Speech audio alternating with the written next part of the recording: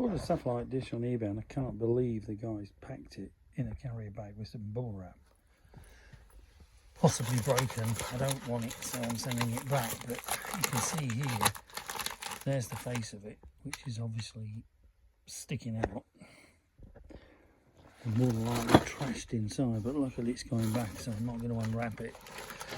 But I can't believe someone would actually send a £350 item in a bag like that when I've already paid in the postage once.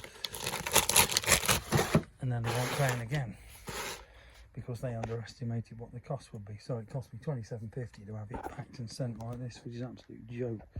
Luckily eBay is supposed to be getting me the money back because this is absolutely ludicrous, and eBay normally don't put up with any ridiculous things like this, as you can see.